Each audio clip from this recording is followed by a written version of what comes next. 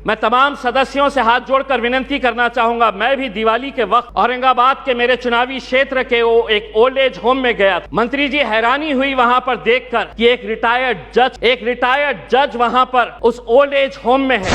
पूना में किसी old age home के अंदर जाइए, ज्यादातर वो परिवार के बूढ़े माँ बाप मिलेंगे कि जिनके बच्चे इंजीनियर हो गए।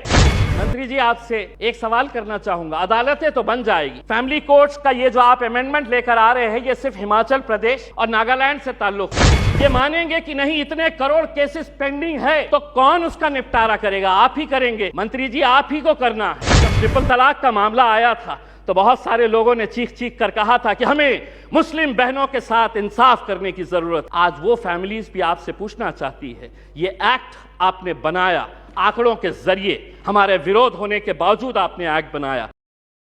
अध्यक्ष महोदय, 14 सितंबर 1984 को जब हमने द फैमिली कोर्ट्स एक्ट बनाया तो उसका मकसद ये था कि हम कंसिलिएशन के ज़रिए, यानी कि हम बातचीत के ज़रिए, समझौता के ज़रिए मामलों को निपटा सके। ये एक्ट 1984 में बनाया गया था।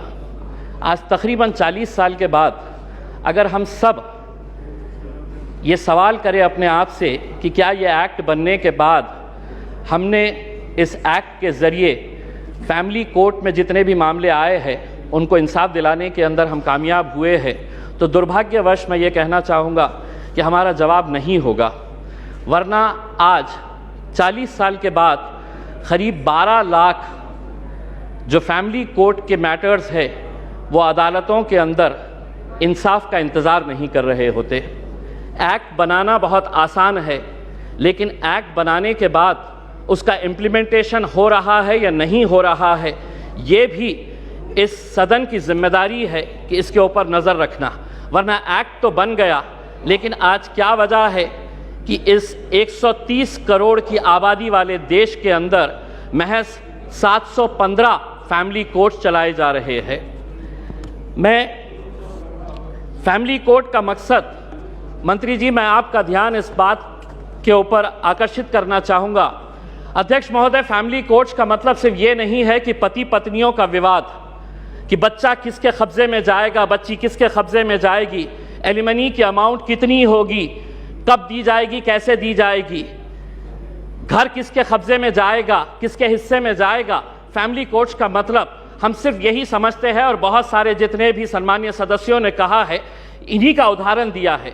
मैं मंत्री जी आपसे हाथ जोड़कर विनती करना चाहूँगा, हम एक ऐसे समाज के अंदर रहते हैं जहाँ एक नई संस्कृति को हम देख रहे हैं कि हमारे बूढ़े माँ बाप जिन्होंने हमें पाल पोस कर बड़ा किया है, जब वो बूढ़े हो जा रहे हैं तो इस देश के अंदर बहुत सारे ओल्ड एज होम्स खोले जा रहे हैं, वृद्ध आश्रम खोले जा रहे हैं। क्या इनके लिए कोई कानून है कि जिन माँ बाप ने अपने बच्चों को पाल पोस कर बड़ा किया है, जब वो बूढ़े हो गए, बच्चे की शादी हो गई तो बहू को माँ बाप पसंद नहीं आ रहे, अपने सास ससुर पसंद नहीं आ रहे, बेटा अपने माँ बाप को बोझ समझ रहा है, और एक दिन दोनों बेटा बहू अपने बूढ़े माँ बाप को उठाते हैं, ले जाते हैं, और जिस तरह घर का कचरा उठाकर हम बाहर फेंक देते हैं तो हम उन्हें ओल्ड एज होम में ले जाकर छोड़ दे रहे हैं। मैं तमाम सदस्यों से हाथ जोड़कर विनती करना चाहूंगा, मैं भी दिवाली के वक्त औरंगाबाद के मेरे चुनावी क्षेत्र के एक ओल्ड एज होम में गया था। मंत्री जी, हैरानी हुई वहां पर देखकर कि एक रिटायर्ड जज वहां पर उस ओल्ड एज होम में है। मुझे यकीन नहीं हुआ जब मैंने उसका नाम सुना कि उसके बेटे, इतना बड़ा घर है, ऐसा नहीं है कि बहुत गरीब है कि आप माँ बाप को पाल नहीं सकते हैं, लेकिन एक रिटायर्ड जज भी उस ओल्ड एज होम में जब हमने देखे तो तब समझ में आया कि ये समाज कहाँ जा रहा है करके। तो ऐसे लोगों के लिए क्या कानून होना चाहिए फैमिली कोर्ट के जरिए? पति पत्नियों का विवाद तो जो है ये जिंदगी भर चलता रहेगा, इन्हें भी इंसाफ मिलना चाहिए, लेकिन वो बूढ़े माँ बाप कहाँ जाएंगे? फैमिली कोर्ट के अंदर कुछ ऐसा सेक्शन लाया जाए कि जो बेटा अपने माँ बाप को कूड़ादान समझकर, कचरा समझकर ओल्ड एज होम में डाल रहा है, उसे अखबार के अंदर एक नोटिफिकेशन अपनी तस्वीर के साथ, अपनी फोटोग्राफ के साथ उस अखबार में उसे ये नोटिफिकेशन देना होगा कि मैं अपने माँ बाप को ओल्ड एज होम में डाल रहा हूं। ऐसे बच्चों को समाज के सामने हमें खड़ा करने की जरूरत है। लाइए कानून, वरना वो बूढ़े माँ बाप जो रोकने के अलावा कुछ नहीं कर सकते हैं, क्योंकि कोई कानून नहीं है।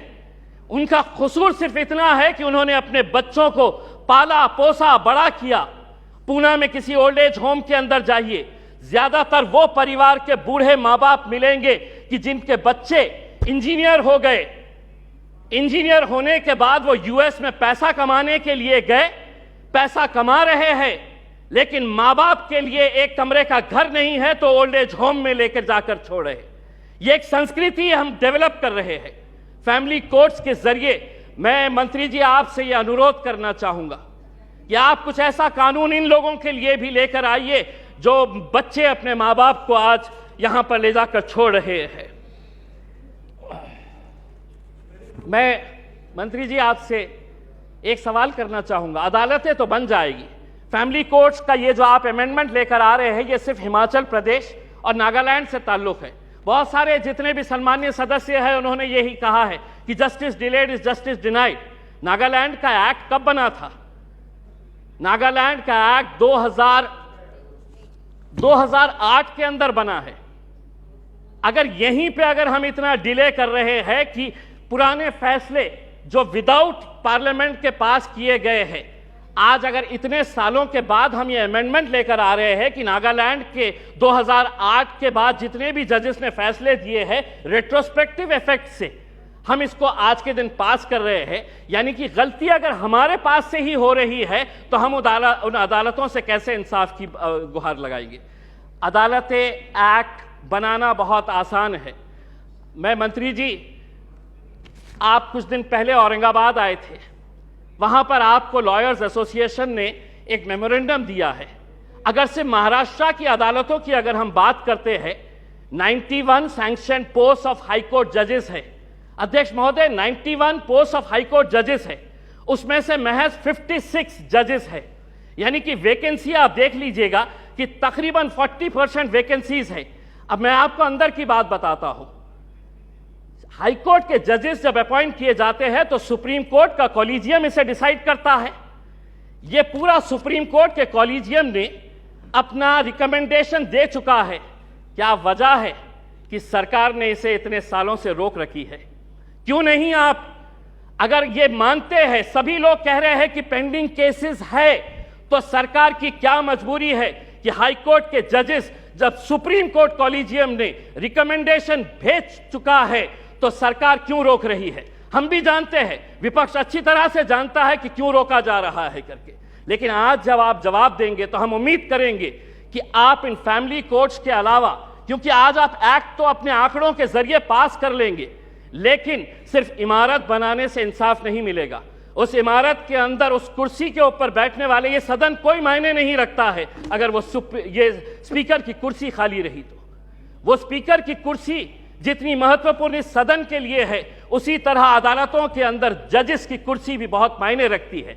लेकिन अगर आप ये मानेंगे कि नहीं, इतने करोड़ केसेस पेंडिंग है, तो कौन उसका निपटारा करेगा? आप ही करेंगे मंत्री जी, आप ही को करना है। और अगर सुप्रीम कोर्ट कॉलेजियम ने अपना महाराष्ट्र के जजेस का रिकमेंड कर चुका है तो सरकार उसे क्यों रोकी है, इसका जवाब भी आपको देने की जरूरत है। आपने एक ट्रिपल तलाक का कानून लेकर आए थे, इसके जरिए ये भी फैमिली कोर्ट का मैटर है। मैं आपसे पूछना चाहूंगा, उस वक्त जब ट्रिपल तलाक का मामला आया था तो बहुत सारे लोगों ने चीख चीख कर कहा था कि हमें मुस्लिम बहनों के साथ इंसाफ करने की जरूरत है। आज वो फैमिलीज भी आपसे पूछना चाहती है, ये एक्ट आपने बनाया आंकड़ों के जरिए, हमारे विरोध होने के बावजूद आपने एक्ट बनाया। अब आपकी जिम्मेदारी है ये बताएं कि एक्ट बनने के बाद कितनी मुस्लिम बहनों को आपने इंसाफ देने का काम किया है। ये उम्मीद करते हैं। धन्यवाद। Thank you.